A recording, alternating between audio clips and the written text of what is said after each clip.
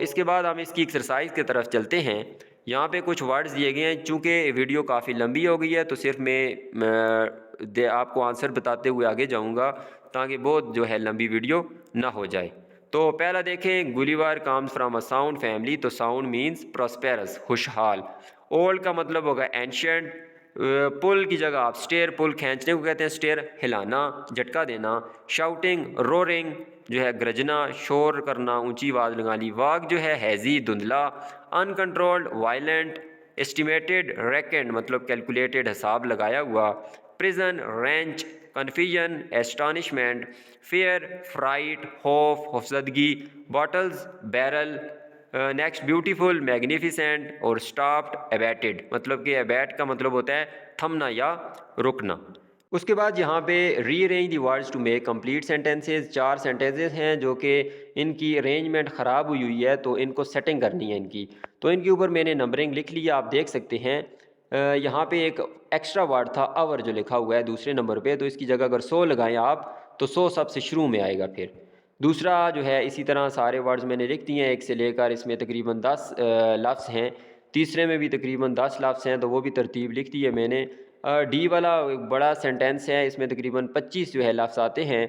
और ये एक एक्स्ट्रा यहाँ भी वर्ड लिखा हुआ है दैट, तो दैट की जगह अगर आप वेरी लगाएं तो वेरी कहाँ पे लगता है, हैप्पी जो हमने लिखा हुआ है 7वें नंबर पे, तो इससे पहले आता है वेरी।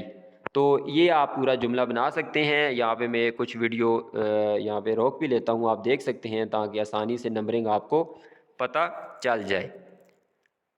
उसके बाद चलते हैं तो क्वेश्चन आंसर की तरफ। यहाँ भी क्वेश्चन आंसर भी काफ़ी ज़्यादा हैं इसके। पहले एक्सरसाइज देख लेते हैं इसकी क्वेश्चन आंसर की। What trade does Gulliver learn as an apprentice. जब वो जॉब कर रहा था तो उसने कौन सी तजारत सीखी। ये जो डॉक्टरशिप डॉक्टर था तो उसने क्या सीखा वहाँ पे। There was no trade to do as an apprentice. जब वो अप्रेंटिस था, ये जॉब कर रहा था, तो उसने कोई तजारत नहीं सीखी। दर हकीकत Gulliver is a ships doctor, वो कश्ती पे डॉक्टर था, सेलर्स के साथ बाय प्रोफेशन, अपने पेशे के लिहाज से। And does not learn any new trade, और नई तजारत उसने कुछ भी नहीं सीखी। ड्यूरिंग हिज ट्रैवल, अपने सफ़र के दौरान, टू लिलीपट को, और एनी अदर लैंड्स ही विजिट्स, या कोई भी और जगह जहाँ पे वो गया या लिलीपट गया, तो कहीं भी उसने ये कोई नई ट्रेड नहीं सीखी। How is the antelope wrecked? ये एंटीलोप कैसे तबाह हुई। अ वायलेंट स्टॉर्म, एक ज़ोरावर तूफ़ान, टू द नॉर्थ वेस्ट, शुमाल जो है मगरब की जानब आया। वान डायमंड्स लैंड, जो वान डायमंड्स लैंड है उसकी तरफ। Camp, and the ship hit a rock, और जो कश्ती थी वो टकराई एक चट्टान के साथ समुंदर में, और उसने डूबना शुरू किया। तो इस तरह ये एंटीलोप जो हिरन थी, जी कश्ती का नाम था, वो तबाह हुई। सी है, what happens to Gulliver's companions during and after the shipwreck. जो उसके साथी थे उसके दौरान जब तबाह हुई, और उसके बाद उनके साथ क्या हुआ, तो आप उनके मतलब कुछ लाइंस लिखें। Gulliver manage to jump into one of the ships lifeboats. जो गुलिवर था वो कामयाब हो गया, उसने अपना इंतज़ाम कर लिया, छलांग लगाने में कामयाब हो गया दूसरी लाइफ बोट पे, विद सम सेलर्स, कुछ मुल्लाहों के साथ। द, अगरचे देवर सेफ, वो महफूज थे, but suddenly the weather started getting lazy, hazy, hazy कहते हैं धुंधला, लेकिन अचानक जो है वो मौसम जो है धुंधला होना शुरू हुआ। The wind was so strong, हवा इतनी तेज़ थी, that the safety boats could not survive, वो अपने आप को नहीं बचा सकी, और एक बड़ी लहर के साथ वो जो बोट थी वो उल्टी हो गई पानी में, और तमाम सेलर जो थे वो डूब गए थे, और ये जो गुलिवर था ये बच गया था। डी है, how tall is the first Lilliputian that Gulliver sees. वो जो लिलीपुट का रहायशी था वो कितना लंबा था जो गुलिवर ने पहला बंदा देखा, और उसने क्या उठाया हुआ था, तो वो 6 इंचज़ टाल, वो 6 इंचज़ लंबा था, और उसके हाथ में एक कमान थी और एक तीर था। E had, what does Gulliver compare the Lilliputian arrows. जो गुलिवर ने वो जो उनका तीर था वो किसके साथ गुलिवर ने मुवाजना किया कि ये तीर किस चीज़ के बराबर है या कैसा है। Gulliver compare the Lilliputian arrow to the sharp object, तो उसने कंपेयर किया कि ये कोई नुकीली या तेज़ चीज़ है। जब उसको आके चुभा तो उसने कहा कि ये कोई शार्प चीज़ मुझे चुभ रही है। एफ है, the Lilliputian man search Gulliver's pockets and compiled a report, तो उन्होंने एक रिपोर्ट तैयार की थी, जो आखिरी पैराग्राफ है कोटेशन मार्क्स के अंदर, तो उसके मतलब लिखें। तो यहाँ सेम मैंने लिख दिया है कि किस तरह रिपोर्ट तैयार हुई है। उन्होंने राइट कोट में क्या पाया, लेफ़्ट कोट में क्या मिला उनको, राइट वेस्ट कोट में उनको क्या मिला, तो आप ये सारी रिपोर्ट देख सकते हैं क्योंकि रीडिंग के अंदर मैंने इसको ट्रांसलेट भी कर दिया है। जी है, at one point the author says that he was pushed forward by wind and tide, what does this mean. एक नुक्ते पे ऑथर ने कहा, जोनाथन स्विफ्ट ने, कि वो आगे धकेलने हुआ हवा के साथ और लहरों के साथ। इसका क्या मतलब है? Pushed forward by wind and tide means, इसका मतलब ये है कि वो जो तूफ़ान था वो बड़ा ही शदीद था, इंटेंस था, शदीद। That the waves and tides, जो लहरें थी, वर पुशिंग, वो जो वेव्स या विंड्स जो थी वो मुझे धक्का दे रही थी, the floating objects, sorry, were pushing the floating objects including man forward, वो जितनी भी चीज़ें तैर रही थी उनको आगे धकेल रही थी, जिनके अंदर मैं भी शामिल था। वो इतना स्ट्रांग था। अच्छा, एट अनदर पॉइंट, एक और पॉइंट पे उसने बताया, he felt several slender ligatures across my body, उसने महसूस किए बड़े ही बारीक जो है पट्टियाँ अपने जिस्म के इर्द गिर्द, आर्म पे टू थाइज, अपनी बगल से लेकर रानों तक। इसका क्या मतलब था? He felt several slender ligatures across my body, तो उसने महसूस किए जो है बारीक पट्टियाँ अपने जिस्म के इर्द गिर्द, from my armpit to my thighs. इसका मतलब है व्हेन गुलिवर वोक अप, जब वो जागा, he was tied with ropes, वो बंधा हुआ था रस्सियों के साथ। The tiny ropes were tied to all of his body, वो जो छोटी छोटी रस्सियाँ थी वो पूरे जिस्म के ऊपर उसकी बंधी हुई थी। His arm and legs were also tied, उसके बाजुओं और टांगें भी बंधी हुई थी रस्सियों के साथ, और उसके जो बाल थे वो बड़ी मजबूती के साथ ज़मीन से बंधे हुए थे कि वो हरकत भी नहीं कर सकता था। क्वेश्चन आंसर के बाद यहाँ पे एक एक्सरसाइज है प्रोनाउन, एक काफ़ी लेंथी यहाँ भी एक्सरसाइज है। प्रोनाउन उर्दू में कहते हैं इसमें ज़मीर को, ये एक ऐसा वर्ड होता है जो नाउन की जगह आता है। तो नाउन को हम बार बार इस्तेमाल नहीं करते, उसकी जगह प्रोनाउन इस्तेमाल करते हैं। अब उसकी मुख्तलिफ टाइप्स होती हैं।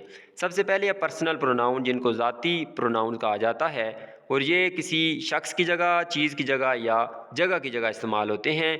और ये तीन किस्म के होते हैं, या तो सब्जेक्टिव होते हैं जब फ़ाइल के तौर पे शुरू में आते हैं, ऑब्जेक्टिव जब इनके ऊपर काम हो रहा होता है ऑब्जेक्ट के तौर पे आते हैं, और पोजेसिव जब मलकीती होते हैं, जैसे mine, this book is mine, this ship was hours, ये द शिप वाज आवर्स, कश्ती हमारी थी। ये सारे जो यहाँ पे लिखे हुए हैं ये पोजेसिव हैं, जो कि मलकियत को शो करते हैं। ऑब्जेक्टिव जो है जब आप प्रोनाउन ऑब्जेक्ट के तौर पे इस्तेमाल करते हैं, और सब्जेक्टिव जब प्रोनाउन फ़ाइल के तौर पे इस्तेमाल करते हैं। तो ये तीन जो हैं पर्सनल प्रोनाउंस हैं। उसके बाद है इनडेफिनेट प्रोनाउन। इनडेफिनेट जब आपको मिकदार, ख़ास मिकदार ना बताओ, मतलब हम एक तो कहते हैं कि तादाद में 2 हैं, 3 हैं, 4 हैं, ये चीज़ हमें ना बताओ। हम कहें जैसे वर्ड यूज़ करें anyone, somebody, whichever, whoever, other, some, few, little, ये चीज़ें जब इस्तेमाल करें तो वो प्रोनाउंस होंगे इनडेफिनेट। एवरी वन जो है देखें ह्यूमन बीइंग के लिए इस्तेमाल होता है। अच्छा, यहाँ पे मैंने 3 लिख भी दिए हैं। थिंग्स जो है ऑब्जेक्ट्स के लिए वर्ड यूज़ होता है थिंग्स, ह्यूमन बीइंग्स के लिए बॉडी और वन, और इनके आगे अगर 3 वर्ड लगाएं तो 3 से 9 बन जाते हैं। Everything, anything, nothing, everybody, anybody, nobody, everyone, anyone, no one. तो इस तरह से, और वेयर भी लगाएं, एवरीवेयर, एनीवेयर, नोवेयर, तो वो प्लेस के लिए बनता है। तो ये सारे इनडेफिनेट प्रोनाउंस हैं। रिफ्लेक्सिव प्रोनाउंस वो होते हैं जब आप जुमले के अंदर कोई प्रोनाउन या नाउन यूज़ करते हैं तो उसी की जगह, उसी के लिए कोई प्रोनाउन यूज़ करें। जैसे हम कहते हैं कि ये काम मैं ख़ुद करूँगा, तो ये जुमले में जो खुद आया है ये रिफ्लेक्सिव प्रोनाउन है, और इनकी पहचान जो है बड़ी आसान होती है। इनके आखिर में सेल्फ आता है या सेल्व्स। जब सिंगुलर होगा तो सेल्फ आएगा, प्लूरल होगा तो सेल्व्स आएगा। जैसे आपको पता ही होगा कि अगर किसी भी नाउन, किसी भी वर्ड के आखिर में एफ़ या एफ़ ई आए तो उसका प्लूरल कैसे बनता है? एफ़ को या एफ़ ई को हटा के वी ई एस लगाना है।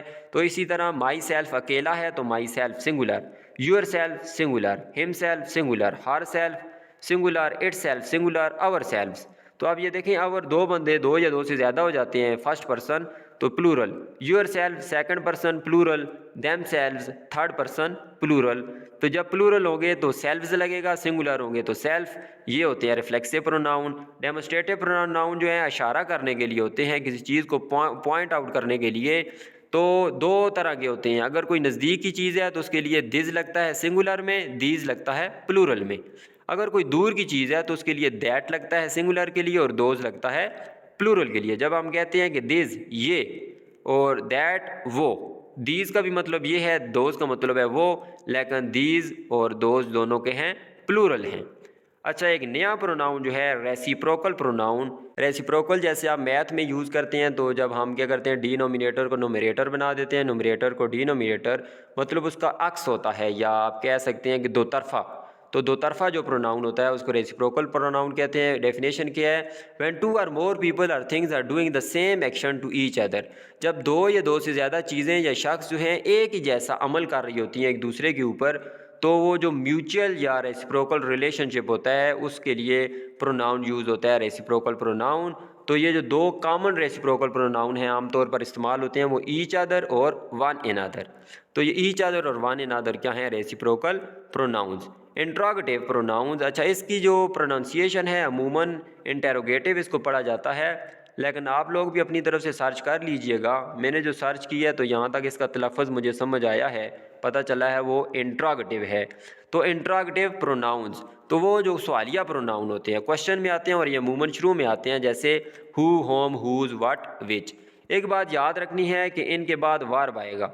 अगर इनके बाद नाउन आ जाता है तो फिर वो प्रोनाउन नहीं होते, वो एडजेक्टिव होते हैं। जैसे मैं कहता हूँ हुज़ बुक, तो हुज़ के बाद बुक आया है, तो ये हुज़ यहाँ पे प्रोनाउन नहीं है बल्कि एडजेक्टिव है, जिसको इंट्रोगेटिव एडजेक्टिव कहा जाता है। यहाँ पे देखें हु के बाद हैड ट्राइड आया है जो कि वर्ब है, तो इस वजह से हु क्या हुआ? प्रोनाउन हुआ। उसके बाद पैराग्राफ दिया गया है, इसमें से प्रोनाउन को अंडरलाइन करना है और नीचे जो है इनकी टाइप्स भी लिखनी है और प्रोनाउन भी लिखने हैं, जो मैंने आपके लिए कर दिया। यहाँ पे जितने भी प्रोनाउन हैं उनके नीचे मैंने लाइन लगाई है। कई प्रोनाउन जो है बार बार यूज़ हुए हैं, तो उनको मैंने एक ही मरतबा लिखा है। सम जो है इनडेफिनेट है, मी, देम, हिम पर्सनल हैं लेकिन ऑब्जेक्टिव हैं। आई, दे, ही पर्सनल हैं लेकिन सब्जेक्टिव हैं। माई और देयर ये पोजेसिव हैं। दिस जो है डेमोस्ट्रेटिव और हु क्या है? इंट्रोगेटिव। यहाँ पे एक और एक्सरसाइज है, ये सारे जुमले जो हैं इसी सबक के अंदर से लिए गए हैं, तो देख लें। The emperor asked his government, तो ये बादशाह ने अपनी हुकूमत के जो वज़ीर थे उनसे कहा what to do with him, इसके साथ क्या करना चाहिए। हिम लगा है गुलिवर की जगह और हिज गवर्नमेंट मिनिस्टर, हिज जो लगा है वो बादशाह की जगह। इसी तरह आप सारे देख सकते हैं, मैंने एक एक करके लिख दिए हैं। लास्ट जो जुमला है जे, इसमें कोई भी वो ब्लैंक नहीं थी, तो मी को देख लें या ही को देख लें, आप कोई भी लगा सकते हैं इसमें। नेक्स्ट जो इसका लास्ट टॉपिक है वो है एक डायलॉग लिखना था दो फ्रेंड्स के दरमियान, जो कि क़वायद व ज़वाबित जो होते हैं स्कूल के उनको डिस्कस करें। पहला फ्रेंड, और इसमें प्रोनाउन भी आने चाहिए। Hey, have you read the new rules of school. अच्छा यहाँ पे देखना है ये रीड नहीं है, क्योंकि ये परफेक्ट टेंस है, तो रीड की सेकंड फॉर्म भी रेड होती है, थर्ड फॉर्म भी रेड होती है, लेकिन उसको लिखा ऐसे ही जाता है। तो ये है रेड। क्या तुमने जो है वो पढ़े हैं नए जो रूल हैं, कानून हैं स्कूल के? दूसरा बंदा कहता है आई हैव नॉट देम, मैंने उन्हें नहीं पढ़ा। व्हाट आर दे, वो क्या हैं? दूसरा कह रहा है, पहला बंदा एवरीवन शुड, ये रूल्स बता रहा है कि हर एक को चाहिए वेयर फुल यूनिफॉर्म, हर एक को पूरा यूनिफॉर्म पहनना चाहिए। None should be allowed to wear short skirts, किसी को भी इजाज़त नहीं होगी जो शॉर्ट स्कर्ट्स हैं वो पहनने की। तो दूसरा बंदा कह रहा है I think this is the best and make sense, मेरा ख्याल है कि ये बेहतरीन है और इसका कोई सेंस भी बनता है। पहला बंदा कह रहा है वी शुड नॉट एबसेंट, हमें जो है गैर हाज़िर नहीं होना चाहिए। Teacher will approve leaves and forward them to headmaster, जो टीचर हैं वो मंजूर करेंगे लीव्स को और आगे भेजेंगे हेड मास्टर को। तीसरा बंदा कहता है डायलॉग में दिस इज़ गुड, ये अच्छा है। We all should be present, हम सब को जो है वो हाज़िर होना चाहिए। यहाँ तक थी एक बड़ा ही इंटरेस्टिंग लेकिन बड़ा ही लेंथी एक नावल था, उसका एक पार्ट था गुलिवर्स ट्रेवल्स का वॉयज टू लिलीपट। इसकी मुकम्मल उर्दू ट्रांसलेशन और एक्सरसाइज। उम्मीद करता हूँ कि आपको बहुत कुछ सीखने को मिला होगा। इस चैनल को सब्सक्राइब भी कर दें और वीडियो को लाइक भी कर दें। अल्लाह हाफिज़।